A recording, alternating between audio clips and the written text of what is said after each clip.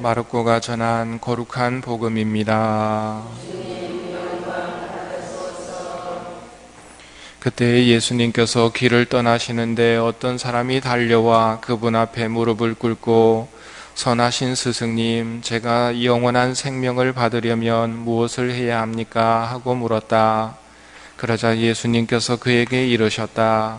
어찌하여 나를 선하다고 하느냐? 하느님 한 분 외에는 아무도 선하지 않다. 너는 계명들을 알고 있지 않으냐? 살인해서는 안 된다. 간음해서는 안 된다. 도둑질해서는 안 된다. 거짓 증언을 해서는 안 된다. 횡령해서는 안 된다. 아버지와 어머니를 공경하여라. 그가 예수님께 스승님, 그런 것들은 제가 어려서부터 다 지켜왔습니다 하고 대답하였다. 예수님께서는 그를 사랑스럽게 바라보시며 이러셨다. 너에게 부족한 것이 하나 있다. 가서 가진 것을 팔아 가난한 이들에게 주어라.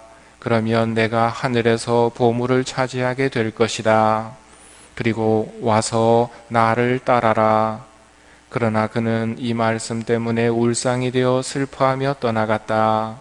그가 많은 재물을 가지고 있었기 때문이다. 예수님께서 주위를 둘러보시며 제자들에게 말씀하셨다. 재물을 많이 가진 자들이 하느님 나라에 들어가기는 참으로 어렵다. 제자들은 그분의 말씀에 놀랐다. 그러나 예수님께서는 그들에게 거듭 말씀하셨다. 얘들아, 하느님 나라에 들어가기는 참으로 어렵다. 부자가 하느님 나라에 들어가는 것보다 낙타가 바늘귀로 빠져나가는 것이 더 쉽다. 그러자 제자들이 더욱 놀라서 그러면 누가 구원받을 수 있는가 하고 서로 말하였다. 예수님께서는 그들을 바라보며 이르셨다. 사람에게는 불가능하지만 하느님께는 그렇지 않다. 하느님께는 모든 것이 가능하다. 주님의 말씀입니다.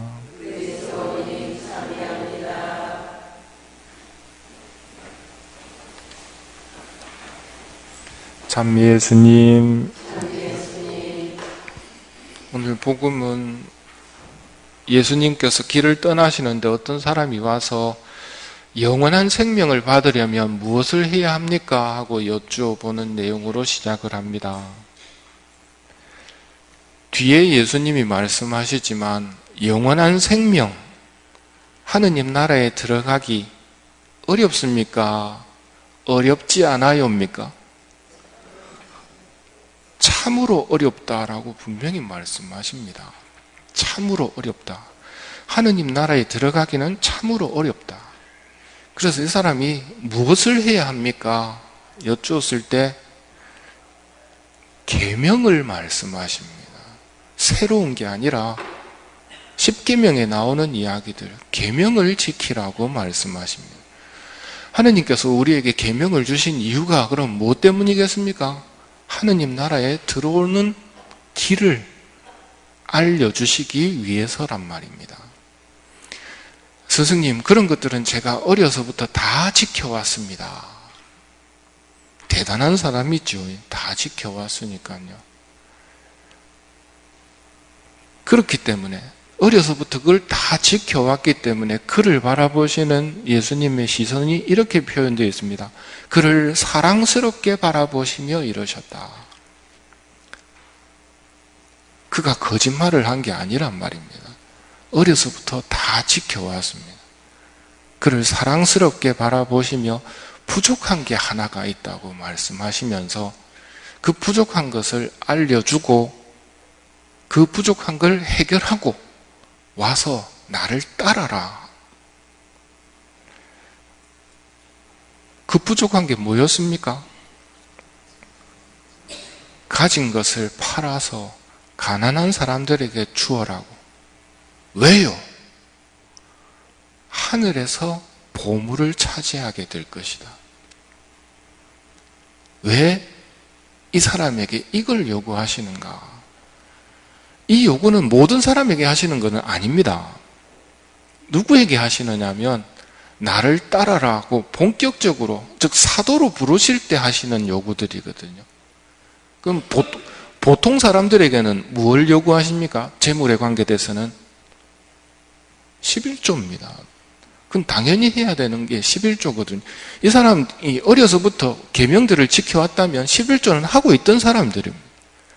근데 그런 수준이 아니라 11조, 당연히 하느님 거 바치는 수준이 아니라 다 팔아서 가난한 사람들에게 주고 나를 따라오라고. 왜 그러느냐 하면 다 팔아버리면 네가 하늘에서 보물을 차지하게 될 거라고.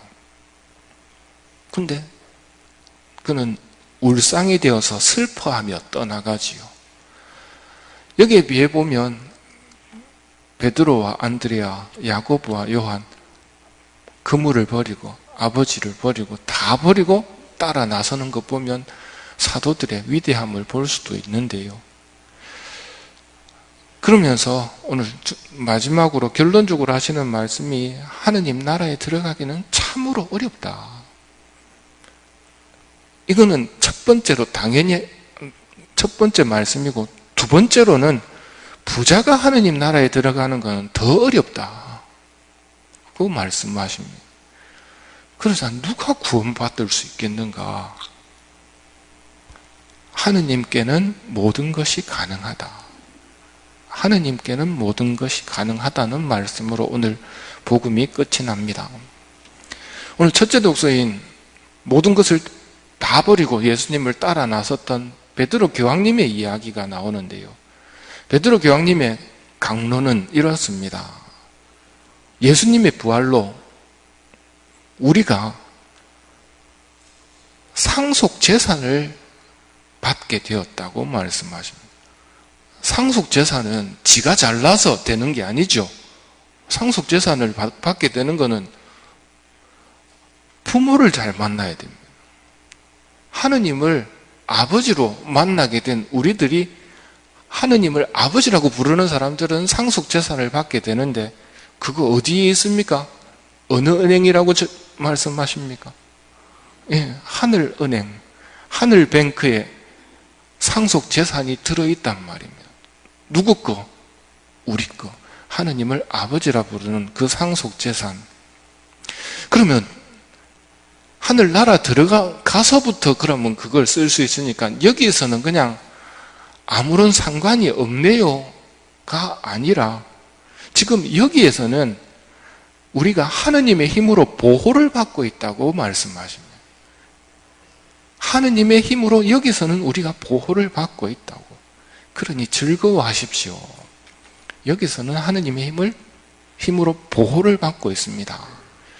그러면서 또 주시는 중요한 말씀입니다. 여러분이 지금 얼마 동안은 그 상속 재산을 물려받기 전까지 여러분이 지금 얼마 동안은 갖가지 시련을 겪으며 슬퍼하지 않을 수 없습니다 하고 이야기합니다. 바다에 떠있는 배들은 흔들리지 않을 수가 없습니다. 왜? 끊임없이 물결이 요동치거든요. 여기서 살고 있는 동안은 갖가지 시련을 겪으면서 슬퍼하지 않을 수가 없습니다. 이 지상에서는 이걸 피할 수 있는 사람은 아무도 없습니다. 부자건 가난한 사람이건 갖가지 시련을 겪으면서 슬퍼하지 않을 수 없습니다. 그런데 왜 이렇게 갖가지 시련을 하느님이 우리에게 주시는가? 뭐 때문에 이렇게 하시는가? 우리를 사랑하신다면서요.